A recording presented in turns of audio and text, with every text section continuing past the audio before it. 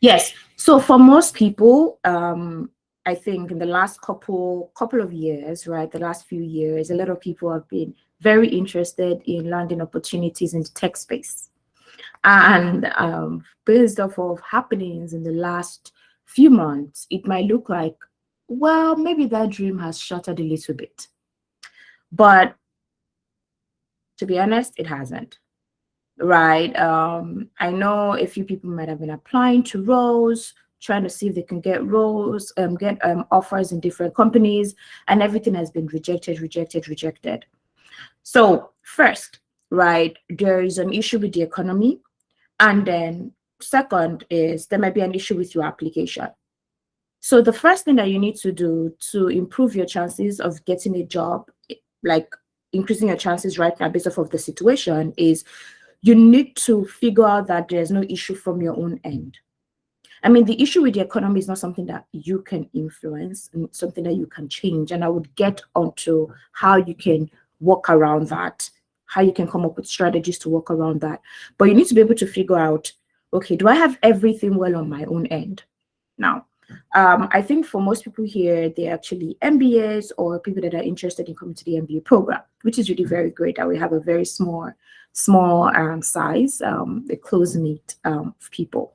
Now, if you are interested in coming to the MBA program or having an MBA and you're wondering, well, I'm coming to the MBA this year, how can I increase my chances of getting a job? Now, that's totally different, right? Because for the MBA program or like a master's program, you get to have an internship, and then after the internship, you get to have a full-time position. For that one, you will need to actually go through pre-MBA training, which is something that Titanal Consulting does. It's called our Head Start program that most people will be getting emails for it soon. It starts in March and it runs for about 6 weeks. That kind of prepares you for interviews, for networking, everything that you need to do to get a job or get your internship or an interview before you start school in the fall or in the first few months of you starting in the fall, because it's important that you do that, right? Right now, the economy is more of a first come, first serve basis. Even though for the MBA programs, we have things like, oh, we already have pre-MBA opportunities, we have internships, we have full-time positions. Those opportunities are significantly smaller, right, than they are. They are significantly smaller than they used to be. Significantly, like companies that normally would take 150 interns are taking 60. Companies that normally would take interns in like maybe 10 of their teams are taking interns in just 3. So you have to be the first person. So it's more of, how can I be the first person to do this, right? How can I make sure that even if I'm the first person, my first application actually is great, is amazing? That's how you have to think about it. And I would go through actually what the Head Start program is very soon. But for the sake of people that are not just getting into the MBA program and are just looking for jobs generally, I would just talk about how to improve your chances. So first, I always talk about these 4 things. You need to make sure that you have the right application strategy, the right resume strategy, networking strategy, and interviewing strategy. Those 4 things, you can't change it. If one part of that strategy doesn't work, then you're going to miss out on everything. If one part is missing, then you're going to miss out on everything. The 4 things must be done really well. Now, for the first one, the application strategy, something that I always tell people is, irrespective of what you think you want to do in your mind, it's very good for you to be open-minded. Some of us now, I know everybody here at least now, they're seeking for opportunities in North America or in, I don't know, maybe, in North America, in the UK, or just looking for international opportunities, basically. The way you think the job title you are interested in, the title itself is very, very different from the title here. And when I mean title here, that's also very, very vague, right? Because you can see 10 companies and for a particular role, like a particular role description, the title is for all of those roles. So the first thing that you need to get out of your head is being fixated on a title. You need to get it out of your head. You cannot be fixated on a title. You cannot be thinking that, oh, I want to do product management, and all you're thinking about is I want to apply to only product management roles. You're going to miss out on fantastic product management roles that have the title of marketing or have the title of business development. So if you are fixated on title for your first application strategy, you need to cut it out. You cannot be fixated on title. Then the second thing is you need to have a focus and a broad strategy. I say this all of the time, right? The reason you need to have a focus strategy is, yes, it's okay for you to have dreams. It's okay for you to have like aspirations, right? Saying that, oh, well, I want to work in these companies, right? And I want to actually focus on coming up with like a fantastic application for these companies. But those are not the only companies that you're going to be applying to. When I speak to people and I ask them, how many companies have you applied to? They're like, oh, well, I've applied to 10. You mean you've applied to only 10 companies in the last 3 months you've been looking for a job? Then you're not ready. Like, you're not ready to get a job. Like, you're not ready. You should be applying to at least 10 companies per day. Per day, because especially if you're interested in North America, the roles, there are a lot of roles. There are hundreds, there are thousands of roles, right? So you apply to just 10 companies, you're really limiting yourself. And there are a lot of companies that you've never even heard their names before. That's the beauty of North America. They are fantastic, huge companies that you don't even know, right? I have one of my clients just got a job that they're paying her more than $50 an hour for an internship, and she's going to get about $6,000 for sign-on bonus, something like that. That is a company that a lot of people don't know. And the companies that people even know, but they're like, no, maybe they don't pay as much as the big companies. No, they do pay. So you restricting yourself and applying to just 10 companies is you setting yourself up for failure. Now, for the focus companies, you can have your 10 companies that, oh, these are the companies I want to focus on. And the good thing about those companies is you are being proactive about the application, not reactive. That's the difference. What it means to be proactive is you are the one that goes to the website, you apply for the roles, you're the one that does all of those things, right? Being reactive is you wait for the post, the job post to be published on LinkedIn or Indeed or any job portal, right? That's for your broad strategy. And that's why I say apply to at least 10 roles per day, because if you go to LinkedIn and, for example, if you're interested in like a master's internship, or I'll normally call like master's internship graduate internships, or you're looking for specific MBA internships, just putting that in the search bar, you would see like available internships every day. And it doesn't matter the title. If they put business dev, whatever they put, you should apply. Trust me. Because you don't know what the recruiter is looking out for out there. You should apply.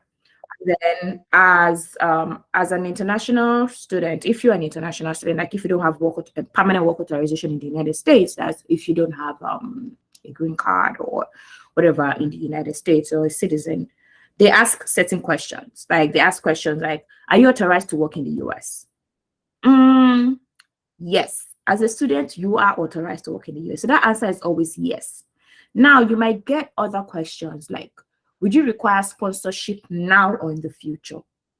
The answer is yes. However, if you are an intern, they might ask, depending on the company, some companies might ask, would you require sponsorship for this internship position? The answer is no. You don't require sponsorship for the internship position. The only time you should say yes is if they say now or in the future. So that's you getting one thing out of the way. One, for your application, you cannot be focused on titles. Apply to every available role. Because at the end of the day, there's this question, right? A friend of mine asked this question and said, if you have just one day to leave maybe the US or Canada based off of your work authorization, and you get a job as an accountant or an operations manager or some other job that you say, no, I don't want, would you take the job or not? If you would take the job, for the last day to stay in the US, if you would actually take the job, then you should be applying to the job now. Because you know applying to the job now is just you wasting your time. Because if at the end of the day you would still get to apply to the job, then you should apply to the job now. So those are the things that you should focus on from an application perspective. Now, networking, right? For networking, it's a little, I would say challenging, to be honest, because for me, my first year of the MBA program, I struggled a lot with networking. I was always frowning my face in the class, and I was not interested in networking with anybody because it's really very strange. Like, why do I have to talk to you? Oh, how's the weather? Yeah, it's a huge challenge. Oh, how is the weather? How is this? Like, I did not say anything. And one thing I must tell you, like, I can see most people here are either in the MBA program or coming to the MBA or coming to the master's program. You need to speak out in class, irrespective of your personality. Now, your professors know that you're smart. I mean, because you got into the program or you got into your master's or MBA program, your professors know that you're smart. However, some of your classmates will judge you based off of their interaction with you and your interaction in class. I've seen it firsthand. A lot of my classmates, eventually, when I got my role at Microsoft, they're like, "Oh, I didn't know you're such a high achiever." I'm like, ah. So because I don't talk in class all the time means that I don't know what I'm doing. They would always assume that. And sometimes assuming that actually also makes our esteem much lower. Because if your classmates start thinking you are not smart, then you start thinking about maybe I'm also not smart. So what I would always say is it's difficult, right? It's a huge problem, like networking, if it's not, because it's not something we normally do, right? Most people here, for them to get their jobs, like the jobs that you're getting here, like when I mean here, like the jobs that you're getting in your own home country, you probably did assessments, and a lot of you are stars of assessment. You did assessment, you got into like the roles that you're interested in, but actually the job itself is networking itself is not what you actually use to get the job. At least for me, like while I was in Nigeria, I did not network. I applied, I passed assessment, I passed my interview, right? Do you have minimum CGPA? Yes. Are you under this particular age? Yes. Like all of those things, but that's not how it works here in North America. It's very, very different, especially in the United States. You have to do a lot of networking. So I would say start small. Start from talking to your classmates. Trust me, you don't want to do it because I don't want to, like, the weather is cold. You guys are going to be coming in the winter, the summer. I just want to go and stay in my house. Please do not do it. Don't go and stay in your house. Start networking with your peers. Start talking in class. See, talk, raise up your hand and just talk. That will help build your confidence because you are going to be talking with your like people in like the companies, recruiters. And if you cannot even talk to your classmates, how do you talk to recruiters? How do you talk to people in companies that you're passionate about? So start talking to your classmates, share experiences. Like, I get to class early. So hi, oh, where do you live? Do you really live like 30 minutes away from here? Really? Oh, have you lived there all through, or did you just move here close to school? Just have the conversation. And at the end of the day, you will see that you yourself, you are becoming that person because I am that person now. And I'm just like, tell me, why are you doing this? But I am that person. You have to, it's more of it, you have to be intentional about it. You are no longer in your home country, you're no longer in Nigeria, in Ghana, you're no longer there. You are now in the United States. So you need to act like that. If not, you're not going to get anything. Now, starting with your classmates is easier because like there's nothing really at stake, right? They are not the ones giving you your job offers. So, but aside your classmates, you need to start networking with, I will always say, start with alums, right? If a current student, like if a current student of Ohio State that I'm an alum of reaches out to me and the student makes like maybe did not get their networking strategy right, I will teach the person and I will make sure that the person doesn't fail. But imagine if the person has spoken to like maybe a recruiter first, or has spoken to person in the role first that has nothing to do with that, is not affiliated with Ohio State, is much difficult for the person to correct, and the person might have just bumped it. So for my networking strategies, I always say network with alums. Alums, very important. Network with people in the position that you're interested in, and of course, network with the recruiters. So for networking with alums, right, those are things that you can start now. And for people that will be attending the Head Start program, which I will be explaining in a few minutes, you will start networking with alums from now, alums in companies that you're interested in. Because it is not in August when you start school that you are now going to be networking with alums. No, because then your professors are going to give you a whole lot of work. It's going to seem like they intentionally want to kill you. Like your professors are going to bombard you with work. And I know like almost everybody here, a few people here have been admitted to programs, and you're thinking, well, I've checked the timetable, we close by 2, we don't have classes on Fridays. No, trust me, that's just it's a facade. You would be working till like 11 p.m., 10 p.m. It is an intense program, especially in your first semester, right? So if you do not have networking a little bit, I won't say out of the way, but if you don't have a grasp on your networking before coming into the program, you are going to struggle a lot. And this is not just for MBA programs, master's programs too. If you don't have your networking out of the way before starting, you are going to struggle, right? So that's that one. That's for the networking. And if you're attending the HESA program, you get more details about how you can do that. Then the other one is your interview, your resume strategy. Your resume strategy must be spot on. And this is where a lot of people ask questions. Oh, do I have just one resume? Do I have 2? Do I have 3? Well, we talk about it in the HESTA program. And if you have like if you're taking up like any services with Technical Consulting, we'll be talking about that. But for your resume, I always say your resume should have these 4 things. Your bullet points should have what you did, why you did it, how you did it, and the result. Very, very important. Because every bullet point that you have is a story that you're trying to tell. And whoever is checking your resume must be able to understand that story in a minute or 2 of them reading the resume, right? And think about it, even if you network a lot, even if you have the right application strategy, if your resume is not good, you're not going to get any interview. You won't get any interview. In fact, with the right application and resume strategy alone, people have gotten interviews.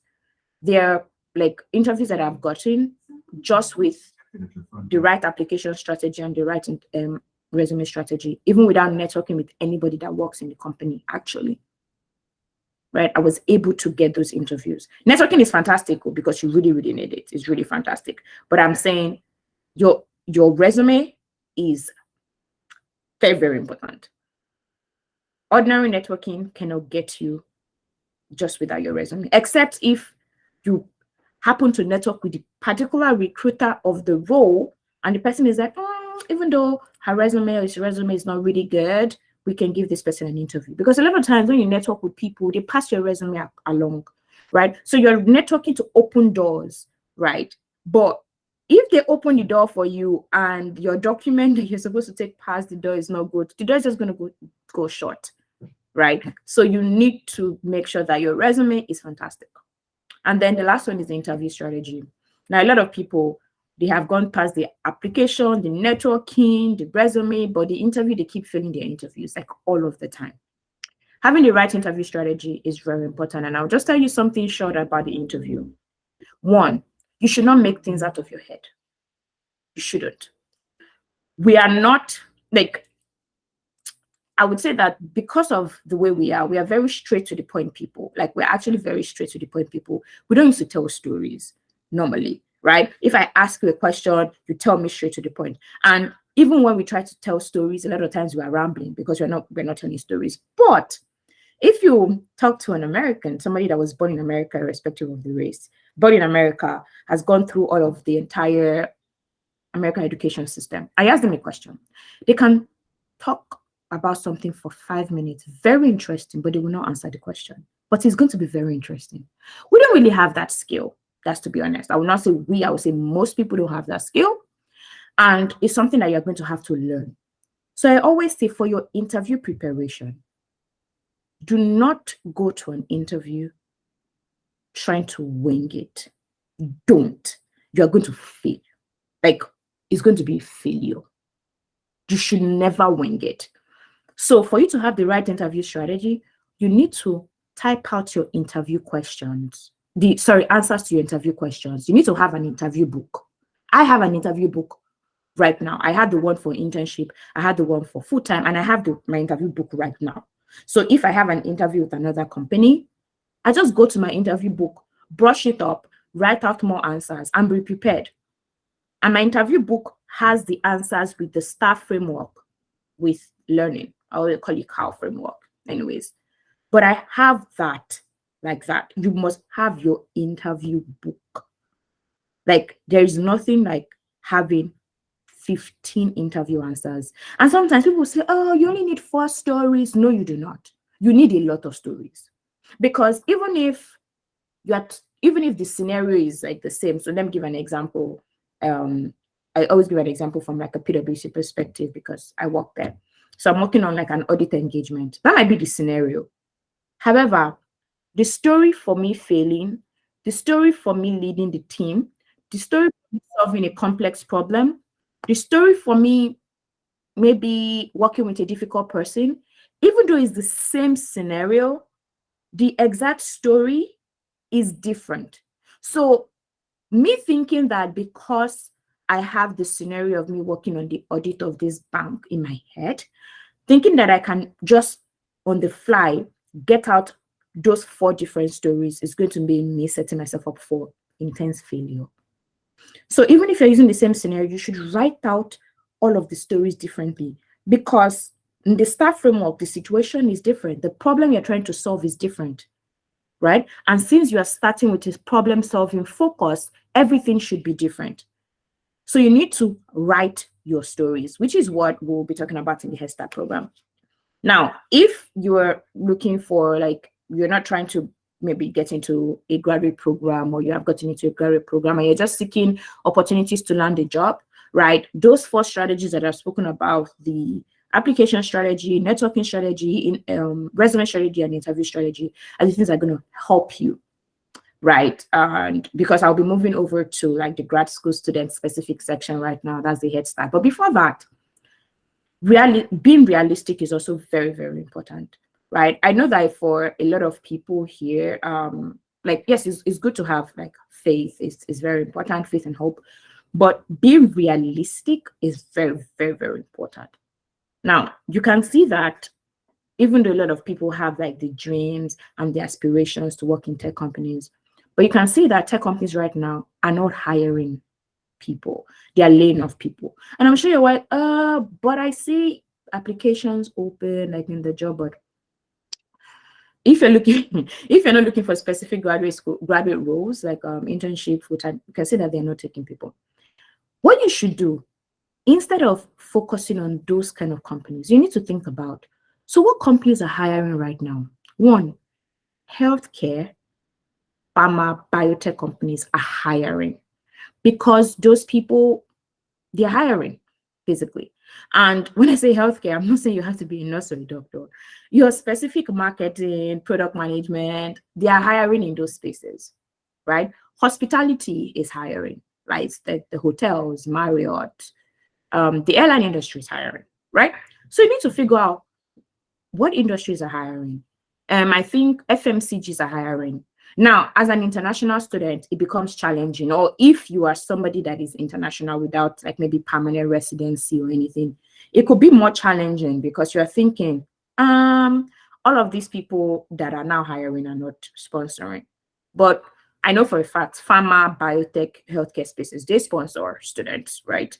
So if you're not students, rather, they sponsor people. So like if you're not like a student, you're thinking about, oh, I just want to get a job, you should look at the spaces, right? Hospitality, you should look at hospitality. FMCGs, you should look at FMCGs. Manufacturing, you should look at manufacturing, right? Software tech, maybe not. I'm not saying it's impossible, because even with this very hard, like, what's the name of this thing? Hiring freeze, companies are still taking like tiny sets. But the same energy that you'd have spent, right? Just spend it in the other areas that they're hiring people. Just spend it in that place. Right? I know that it's the place of faith and hope, but just be very realistic and make sure that you focus your application on areas that are actually hiring people, right? And something that you can do is, well, if we have like a session together, there is a way on LinkedIn where you can check for specific hiring posts. So you can say, oh, like people that are hiring, and you can see like, oh, this person is hiring, this person is the one hiring, then you can see them. But we can talk about that if that's what you want to do one-on-one. Now, if you're a student, right, that you are going to school this year or you're planning to go to school next year. They're thinking through, oh, I already got admission, or I most likely will get an admission by tomorrow, next week, next month. I think the Head Start program will be really great for you. So the Head Start program is a boot camp that I organize for graduate students. It's a 6-week program, and sometimes it extends to 7 weeks because we have so much information that we want to share, and 6 weeks is not enough. So 6 weeks, every weekend, 2 hours, 2.5 hours. It could be a Saturday or a Sunday. And that's what we work on every weekend. And we go through those 4 pillars of application. We actually go deep in it. And by the time you're leaving the program, you actually have your strategy in those areas crafted, right? We go through coming up with your interview stories because that's very, very challenging. So you're going to have to come up with your interview stories. We're going to teach you on networking. Yeah, we're going to teach you on networking. We're going to teach you on diversity conference preparation. You're even going to have like a networking panel where you have like graduate students or graduate school alums actually come to the program. You're going to have a case competition because it's important, right? A lot of people overlook case competitions because they're going to be having a lot of it. And like I always tell my good friend here, good news, I actually won the case competition from my school, the KeyBank case competition, and I won money. Well, we were 3 of us and they gave us 10,000, not each to share, but was really good money. I got, and my face is in my school. So if I've failed the case competition in my school before, right? But the next one, I was determined to pass it. That was like the best thing that happened to me in I think it was 2018. Yeah, February 2018. 5 years ago. Yeah. So, yeah, but sorry, good news that you did not win yesterday. I'm so sorry, but yeah. So case competitions are really, really very important. And then if you are thinking of getting an interview, we are ahead. We have pre-MBA interviews. We have pre-MBA networking events. We have pre-MBA opportunities. People actually can get their offers before they start. Or even in August, we have people that have gotten their offers in August and in September. Imagine you getting your job offer in August for a role that is going to take place in 2024. The peace that comes with it is just very peaceful. At least you're able to focus on schoolwork, right? So you'll be getting more details of the Head Start program. We should be starting in March. And once you indicate interest in the Head Start program, even though we haven't started, you'll be getting information because there is a fellowship that is open right now called the Toego Fellowship. And I think it might be closed before the Head Start program starts. So if you're going to be part of the program, you'll be getting details and I'll be working with you one-on-one on applying to Toego right before we start. But it's more of you getting immersed in like what we're doing now is very, very important because once you get into business school, it's like things are running very, very fast. And I don't want you to make the mistake of, well, I want to focus on business school, which is good. Like you should focus on your academics, but you shouldn't also miss out on you trying to get a job. So it's a chicken and egg problem. So it's important that if now you can figure out your application strategy, if now you have your interview stories and your interview book ready, if you can already start networking with people right now, then getting into school in August, it makes it easier for you, much, much easier, right? So that's what the Head Start program is about. And then it's not just going to be about me talking. It's going to be very interactive. You're going to be put in a cohort, right? Which is what you'll be put in when you're in school anyway. So you're going to learn to work with people that are different from you, people that you have not met. And you can form lifelong friendships because some people have been friends from the Head Start program. Now, I know you're wondering that, oh, if I'm a graduate student, I'm seeking internships next year. What about all of these tech companies? Will they still hire? I don't have an answer to that. I don't. However, when it comes to university recruiting, it's a little different. So they always have quotas for university recruiting, irrespective. That's what I think. I don't know if anything is going to significantly change. We're still in February, and a lot of those university recruiting rules come out in June, July. Those rules will still come out, but you know that they're taking like very few people. So you have to be the first. I speak to people and they're like, oh, the role has been open for 3 weeks and you have not applied. Think about it. If you're a recruiter and you have like all of these smart people on this call and 3 people already applied, no matter how smart you are, if you're applying 3 weeks later, I don't want to check your resume because I already have like read ones. I already have Uzo and I already see all of their resume. They've already submitted it. It's already fantastic. So why do I want your resume at that point? So you have to be the first person. Like all of the roles that I got, all of my offers that I got in my second year, I was the first. Like for the Microsoft role that I applied to, where I applied to all roles irrespective. I got my interview like a week after. And that's because I applied to the role, immediately was posted, like within 24 hours. My friends applied to the same role after a week. They didn't get an interview because they already interviewed. So imagine they want to interview just 5 people. And then the first 10 people that applied, their resume is superb. That's it. And you can't just assume that, well, I think my resume will be good. But yeah, the other good people too. So it's not just about you. It's not just about you having quality. Speed is also important. Speed and quality goes together. So yes, for the question that you like, the question I know a lot of people ask, what about the job market, right? Like, how is the job market like? I don't know. But for you people that are coming to business school in 2023, you are graduating in 2025. You'll be fine, basically. I cannot say something that people now hold me to it in 2025 and hold my neck, but you'll be fine technically, right? Things will get better. And there are a lot of other roles, like banking is taking people, VC they're taking, biotech is taking, even the tech companies, right? I have people that are interning in tech companies for this summer. They're actually interning, like even with the hiring freeze, they just got offers this. They just got offers, right? So it's not impossible, but you have to, they're just very, very few people, and you have to be very, very fast about it. So I'm going to send details of the Head Start program. I should have sent it since, right? But forgive me, right? But I'm going to send the details, and I know if you would want to register. If you're not going into graduate school this year, and you're just looking for a job, and yeah, in maybe North America or the UK, you can just reach out to me. That package is going to be totally different, right? Because you're not trying to get into business school, or you are not in business school right now. And if your own situation is if you're trying to apply to business school, you haven't even started your application. So that's going to be totally different. So just reach out to me, send me an email, anu@tatinarconsulting.com, and we'll take it up from there, right? So do you have any questions?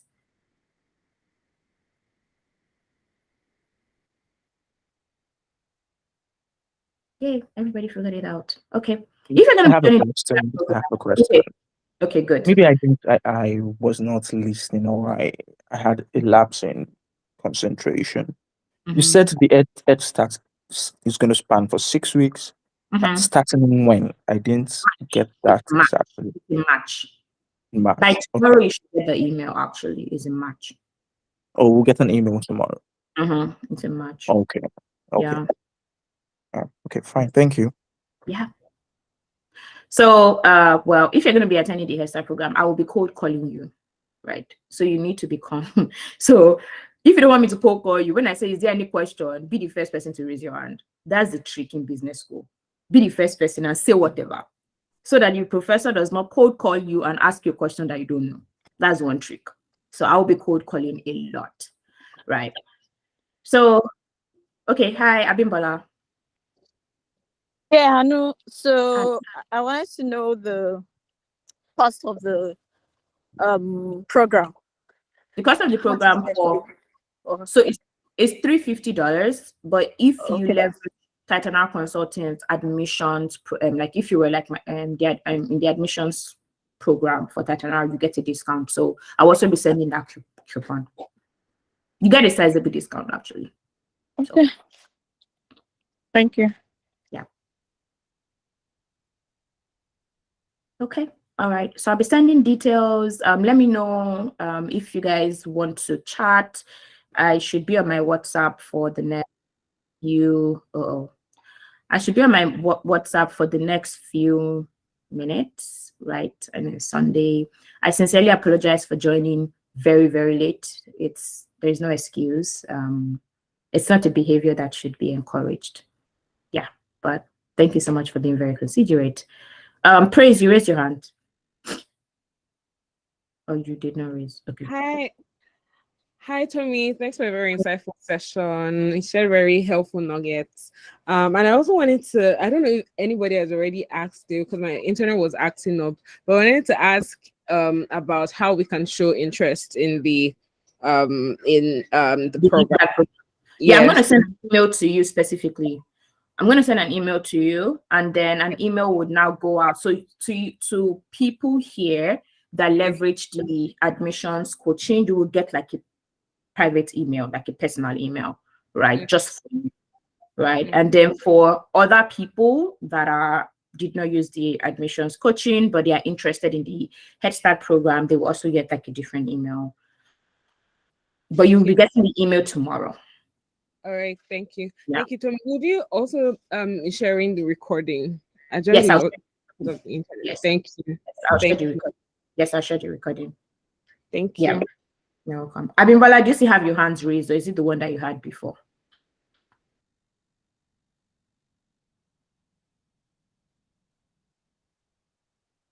Sorry, it was the one that I raised before. Sorry. Okay, all right. So thank you so much. It was really nice. I know Maureen, KG, and Damilola, you just joined. You would be getting the recording. Let me just take a screenshot so I can personally email you the recording. You will be getting the I'm recording. sorry. Yes, I need the recordings as well. I think I joined late as well. Yeah, everybody will be getting the recording actually. Yeah, so I just need to be sure, because I know that for some of the for people that joined, some people just joined with the link on. Yeah, but anyways, I think I should be able to get it out. Just get out your names from the recording, anyway, so that's fine. All right. So thanks so much. If you have any questions, please feel free to email me. Feel free to email me, and I would respond if you have any questions. All right. Thank you. Thank you, Tommy. All right. Thanks. Bye. Oh, we have transcripts, so that's good.